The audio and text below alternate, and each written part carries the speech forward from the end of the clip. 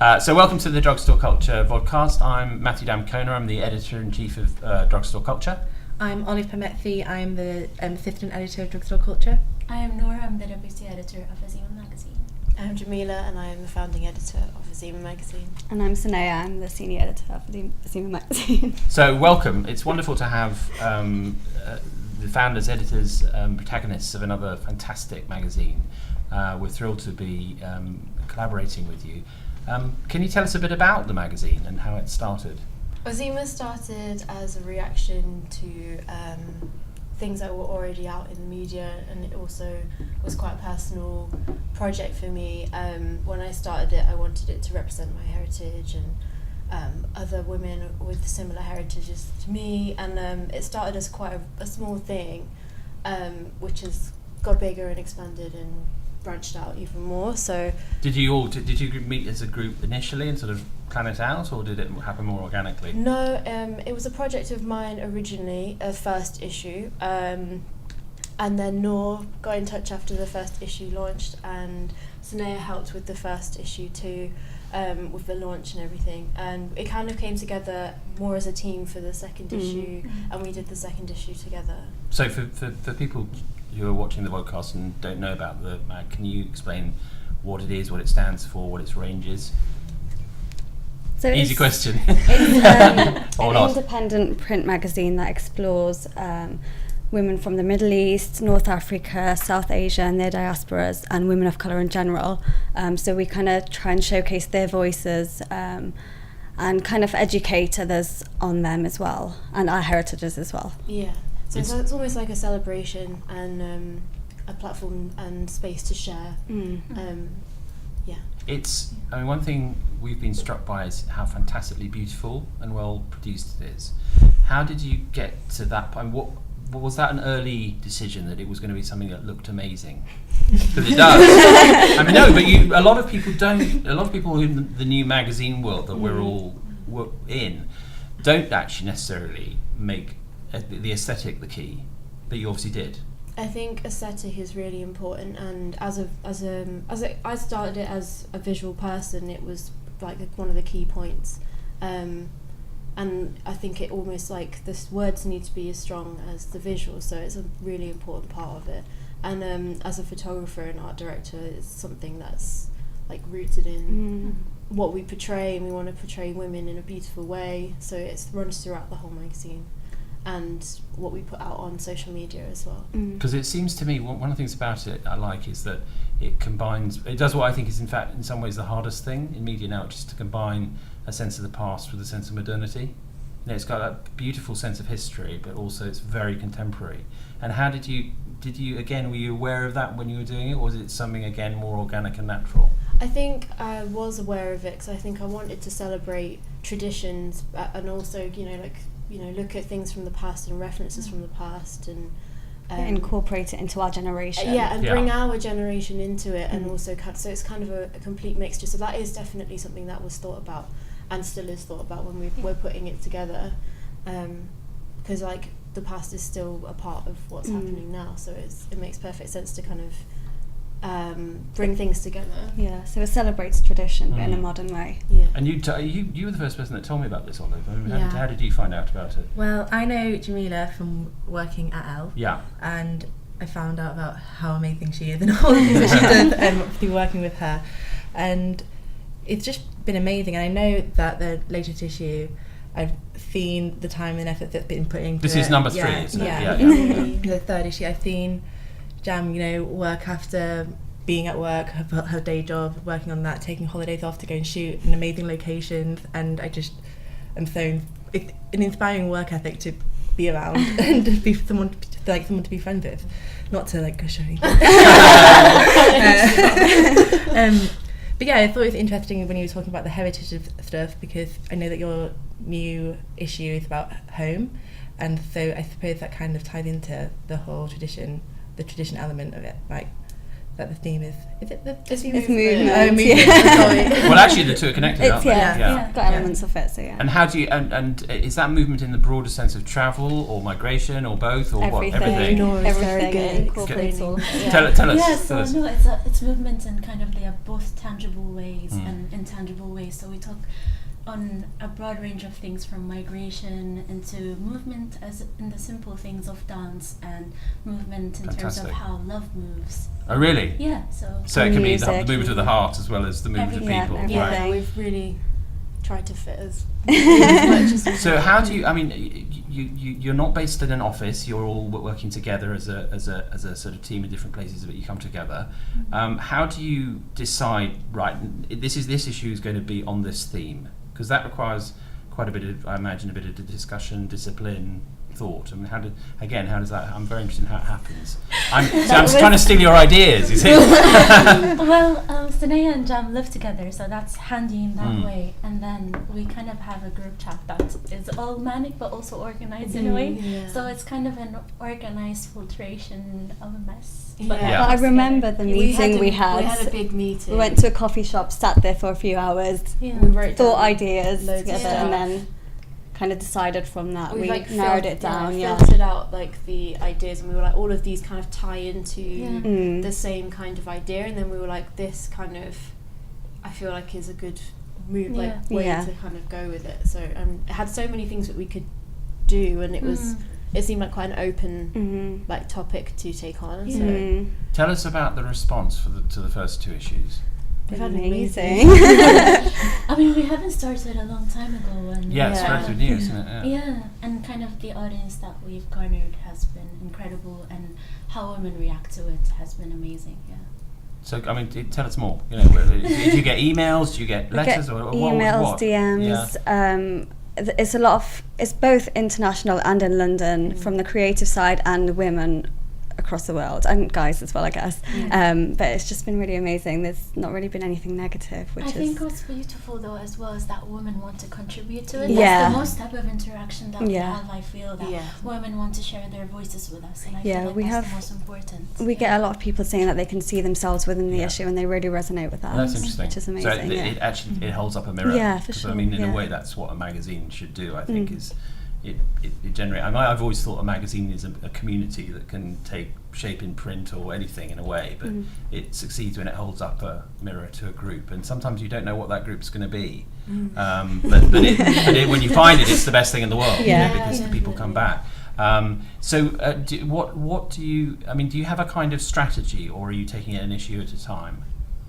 at the moment we're taking it an issue at a time, just simply because of how our work is at the moment, when we're all working full time. So Yeah. it's kind of like, okay, so we're going to do this next issue, and we've got like ideas and things we want to move towards doing, but there's no kind of like, by nothing this set in time stone, we must yeah. have done this. But obviously when the third issue is out, I think we want to sit and have a chat about where we can go with it and stuff, because I think there's so much more we can do other than just like a print issue, and like we don't really want to be an online platform, because I think there's something really special about print, but we also want to, you know, explore things like music and Music. Oh, that's interesting. branch into other. In what way to be a content provider of musical of performers or what? I mean, how It would could you do be that? kind of in a sense of broadcasting. So Right. we're able to kind of reach people in a different medium Yeah. via music, and also just general discussion. And I feel like music is beautiful because again we hit that tradition and modernity spot in the Yeah. head. And I feel like people engage with sound and music very well. Yeah. Yeah, absolutely. And it's also, you know, we can extend the magazine into sound, so and it's Yes. something you can't get from looking at print. So it's an extension of, in a way. And I guess music is about community as well. Yeah. And theme Yeah. is about Yeah. community. Sharing music is something really nice. So let's go back to print, because that interests me a lot. We did our little inaugural print issue earlier this year and had a good response. And everyone sort of works on the basis that print is dead. You know, that's kind of the given. Yeah. But it's not, is it? I mean, it really isn't. We hear that often. Yeah. It may be dead for certain. You see, I think it may be dead for certain forms of media, but not Yeah, I others. agree. And I'm wondering whether what you do, it's probably better than it's ever been before, maybe. You know, people want that artifact, they want that lovely, beautiful, well designed and, you know, fantastic prose thing they can touch and feel. I think that... do you want to go? No. I think like the whole DIY element of print is coming back. Yes. That's having a revival, but also in a similar way to how like vinyl music and vinyl discs and stuff are coming back. It's similar. I think print is back. Yeah. But it's different because when I started working for the Times 200 years ago, there really were but there were these huge printing presses. You know, there was a basically what amounted to a factory plant at Wapping, and the journalists went in the morning, and out came the newspapers in the evening in big trucks, and you could go to the print room, and it was deafening. You know, it was amazing. Now print is something you do online, isn't it? I mean, you can shop around. Yeah, because I've always been fascinated about how you went about making exactly, a first issue. Like, what did you do? What were the steps that you took? How did you think? You know, we're going to print it. Where did you go? How did you get it done? It's just like the internet is your Yeah. life. Do you know when you're just like, where do I print? Literally, like you just have to be Use your resourceful. resources. Yeah. And like you don't know anything. It's just you just have to kind of it's trial and error. Like you will Yeah. make mistakes, and you know no one's perfect. So it's like it's all a learning curve making print. And I remember we've had so many like hiccups and stuff along the way, but that's bound to happen. Yeah. So I think with like making print, there's no right or wrong way to do it. You just have to do the right way for you. And like for me, I was just like, okay, I'm going to find an online printer. It's got to be kind of a reasonable price. You know, like it's however you make it is up to you really. You could make a magazine on a photocopier if you really wanted to, or stick something together with glue, like, and it's still print. Yeah. So you know, there's many ways to making a magazine. I think also with print you can decide as much the extent of kind of how much print you want to share in a different way. So for example, we create a lot of beautiful content that we share on Instagram, so I feel like in that way it's print celebrated differently. Yeah. That makes sense. So I don't think it's kind of people can utilize print in different ways, and I think that's the new bit to it. Yeah. That's Yes. added from previous generations. So is your main marketplace then, do you think, through Instagram actually? I mean, do you think that's where people find out about you? I would say Yeah. so, Yeah, Yes. definitely. Because I mean, it's interesting that's an automatic yes, because you know, not so long ago it would be subscription Exactly. offers Yeah. and even news agents and Yeah. people. It's been a that's huge gone. tool for us. It's been Yeah. really It's a great. tool Yeah. because I mean not everyone has access to an internet connection or a phone, but a lot of people do, so it is a massive tool for connecting with people from different parts of the world.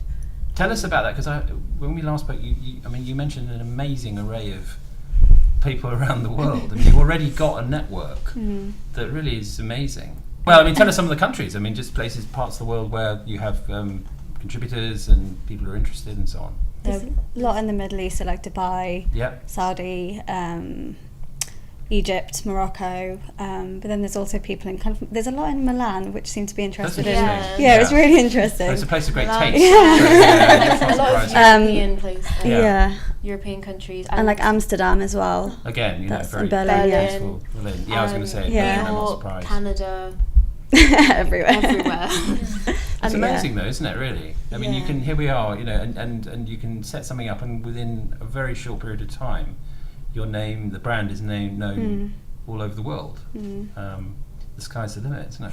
Yeah, I think that just speaks to kind of how much there's a lack of service to that community. Yes. Yeah. Yeah. I mean, you've obviously found a need.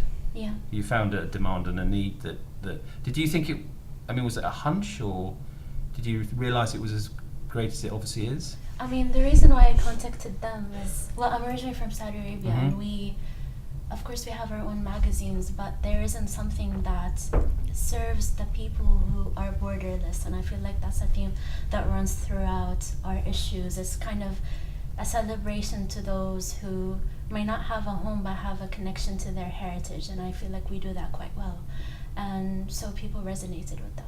Do you think the mainstream media deals very badly with the issues you're dealing with? Would that be fair? Oh, I would say that, well, media in general, especially news, tends to focus on the negative, yeah. Yeah, and the yeah. Middle East especially is very politically charged, and I feel like we look at the positives and celebrate things that should be forward. Yeah. Because we one of the things we've talked about a lot, haven't we, is that we want to be for things. You know, we want drugstore. Obviously, I mean, we'll be critical of things from time to time, but we want fundamentally to be in favour of. We want to champion things, and that's quite countercultural in the sense because the media position is to find things that you disapprove of and shout at them. Yeah. And I'm sort of wondering if that approach might have reached not the end of the road exactly, but people have grown a little bit wary of it. Yeah, perhaps, but I also think that the majority of people are attracted to that sort of thing. I think even since I was little, that's kind of the main media outlets just served that, and people kind of gravitated towards it. So with the magazine, we tried to kind of focus on the other bits. Not to say that we're only championing positive No, of course, things, yeah. but we include the voice of the voiceless, or the people who are kind of the normal Joe per se, or which is something that not a lot of media outlets give a time and space for. So I feel like that's what we do. I mean, we've discussed this as well, haven't we? All the role of the new magazine brands to kind of give a voice to the voiceless. I mean, do you think there are some symmetries between what we're doing and what they're doing? I certainly do. I think it's kind of about the talent that I'm part of drugstore culture and I'm fairly young. A big part. And I think it's kind of about listening to younger people and taking them seriously, and it's just a different perspective on, like, because the way that you guys experience the world is completely different to the way that I would experience it, or Matt would. And I think it's about giving people the chance to, like, share those stories, because I mean, in mainstream media, you just don't really see them anymore. And we've seen, like, massive progress in the past year with, like, diversity in media, but I still think it's kind of all very consumer facing, and behind the scenes, there's the people who are, like, championing these amazing people of colour, and they're on the front cover of the magazines, but then when you look behind it, the people who are running it aren't always that diverse. So it's great when you have a publication like Azeema, where you know it's completely authentic, and I think that's why it resonates with an audience in the way that it does. Thank you. That's the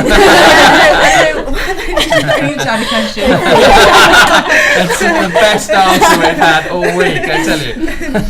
It is though. I mean, it's fascinating to me as an older person, which I certainly am. 150 years old. I mean, first of all, I do think there's a massive global generation gap going on. I think that it happens only once every 40 years. Everyone talks about the little generational incremental differences, but I think this is a big one. And I also think there's a huge change in the way that people see the world, and Me Too has been part of that. I think that there's all sorts of identity issues going on, there are cultural issues going on that are totally transforming the landscape. And you can see it in media too, and you can see it in books. I mean, listening to the duo that did Slay in Your Lane is incredibly interesting, because they had no idea how to do books, and so instead of just following the traditional way of doing books, they invented their own kind of community through social media and an idea, and then went with it to publishers who were blown away, because it was like there's already a market. And so what they saw as their ignorance was their strength, and it created this phenomenon. I think that's just sensational, because and very inspiring actually, because it so defies the traditional model of the top-down media. You know, that you have a big company which owns the 150 magazines, and it decides this sector of the community needs a magazine, so let's appoint an editor and then a team, and then it was exactly the other way around. And I'm just thinking with Galden, with you know, there's something going on here, isn't there? There's Definitely. a trend. I mean, do you see other titles that interest you, that when do you have a kind of feeling of siblinghood with other mags that you have seen around this? Yeah, I mean, which ones would you name? So as you said, Galden. Yeah. Probably the main one. Burnt roti. Really, that's interesting. Yeah. In a similar sense, but on the opposite side, Knee Journal. Yeah. Campbell Addy. There's a lot, yeah. DRUGSTORE Magazine. Yeah, there's quite a few who are kind of being destructive in the industry in a way, and we're kind of changing the way things should work. I feel all of these magazines are just making progressive destruction in a way. No, I agree. I think that's right, because I have a strong belief that the old models are, if not dying, certainly if they're going to survive, they need to be dramatically changed. And what's always exciting is when you find people who aren't waiting for that. They're just doing it themselves. You know, I absolutely love that. And I'm old enough, I mean, funnily enough, it reminds me of punk in the late 70s, that there's just this can-do spirit around Yes. that there hasn't been for a while. Yeah. And you're seeing people, you know, under 30 just creating amazing products. It's extraordinary. I think it also because it got exhausting to try to go into kind of big publishing companies and Yes. kind of churn out change through that mean. It's quite exhausting and spirit draining. So if we put that energy into something that we're knowledgeable about, that we know there's a community that will receive it well, then I feel like this is the time to do it. Yeah, definitely. It is an exciting time, isn't it? It is. I mean, Yeah, it is really exciting. I mean, there's just so much new stuff coming up, and like you said, when you can go into an already established brand and try and get stuff in through that way, but that doesn't always work. I don't know, what would you guys like to see change in the media overall? Do you think that it's going to be about all of these independent magazines, or do you think that there also needs to be a change within the bigger publishing houses? I think both, really. I think there definitely needs to be a change within big publishing houses, but there are often lots of reasons as to why they can't or they won't. There's lots of reasons, but I think with people who work in the industry from the inside out can make little changes, and hopefully, you know, I think they're aware that there is stuff like us and Galden going on. They're aware, but be nice for it to be there to be more recognition Yeah. of this, though. They are totally aware. They're aware, but I think there could be more awareness. Yeah. Yeah, but whether they will like change overnight, that's not going to happen. I think it's you know, it's going to be a gradual thing. I feel like the most thing has to do with authenticity, and it's with big publishing companies. I feel like they make it a kind of a performance indicator to have. That's a really good way of putting it. KPI.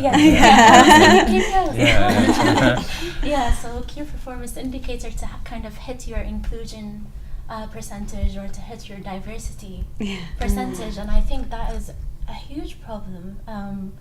And even kind of when it comes to partnerships, that, for example, if we were to do a partnership with a brand, the way they approach authenticity of other people that they'd like to work with is sometimes can be problematic, and I feel like it comes from a very non-knowledgeable place, and for them to be a brand that caters for all of these people and lack that knowledge or the force that has that, I think that's a bit problematic. Because you're going to be in this, and presumably you already are in this space now, where, you know, as you get more and more known, as I guarantee you will, people are going to approach you, you know, sponsors are going to approach you, and you're going to have to make some difficult decisions. Have you kind of thought that through? I mean, it's a tricky one, isn't it?